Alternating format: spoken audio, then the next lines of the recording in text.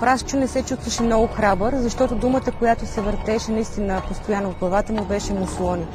Какъв ли е муслона? Дали е кръвожаден? Идва ли, що му подсвирнеш и как идва? Обича ли прасенца? Един човек с увреждане може да бъде толкова глупав, колкото един човек без увреждане. Може да бъде толкова умен или толкова чаровен, колкото един човек без увреждане. Моята мечта ли? Аз имам много мечти. So where is your team? My team's here. Това е отбор. Това е международен проект, който тече в над 30 страни. Идеята е лидери, млади хора с и без увреждане да изграждат своите лидерски умения чрез организиране на спортни фестивали за деца между 10 и 12 години.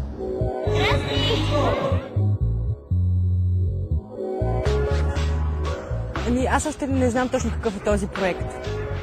Младите хора на България, независимо дали са с увреждане или без, да намерят лидерски качества в себе си, да ги усъвършенстват, които ще бъдат полезни не само за организиране на фестивали, а за една по-трудна организация, която се нарича живот. Не ми се разказва за проекта. Това са хората, които ще ни разкажат за проекта на Британски съвет «Мечти и отбори». Поканена съм за участие в проект «Мечти и отбори» от Центъра за независим живот София. Бях поканен да участвам в програмата «Мечти и отбори» като обучител.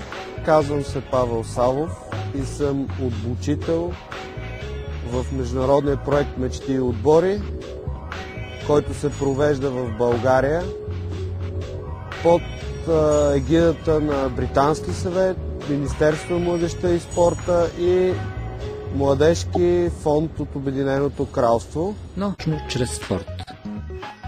Спорт е универсално нещо. Всеки по някакъв начин обича да спортува. Е допирна точка между младите хора. Затова спорта е един от начините. Използва се като начин да бъдат заедно и да обменят своите идеи и мисли заедно.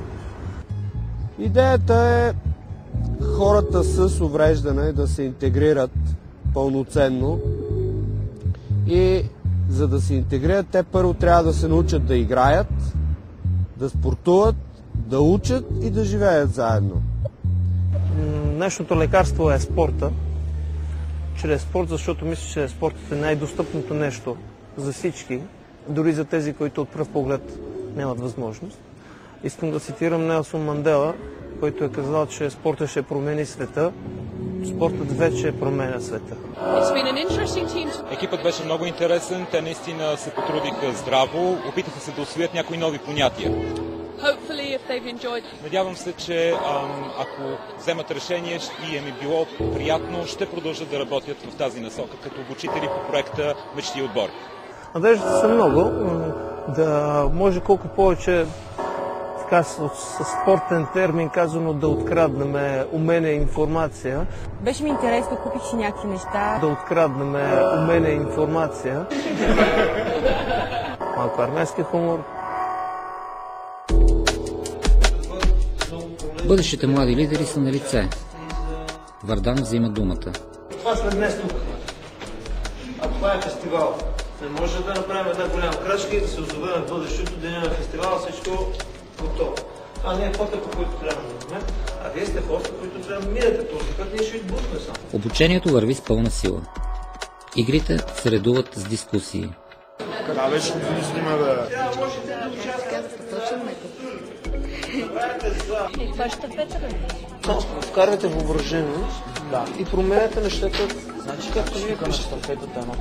Наистина ще им е нужно въображение на младите лидери. Трябва да измислят игри, в които пълноценно да се включат 100 деца без и с увреждания. Игрите да бъдат спортни. И на всичкото отгоре трябва на всички да е забавно. Участниците в групите се сменят непрекъснато. Ана дава полет на фантазията си и кара младежите да се разделят на групи според това кой е станал най-рано, а по-късно и според номера на обувките им.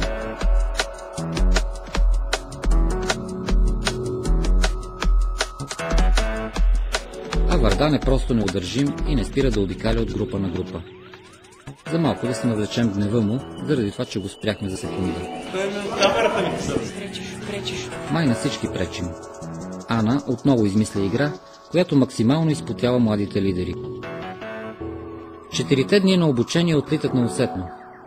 Знаехме, че ще има време, през което ще бъдат обучени обучители, които да ни обучават нас. И аз си мислех, че от тяхна страна ще получим някаква подкрепа, но се оказа, че ние трябва да се справим с една много голяма част от проблемите, които възникнаха, а те само ни насочваха, никакви отговори не ни дадоха. Да, по-различен и според мен този начин на обучение е по-добър.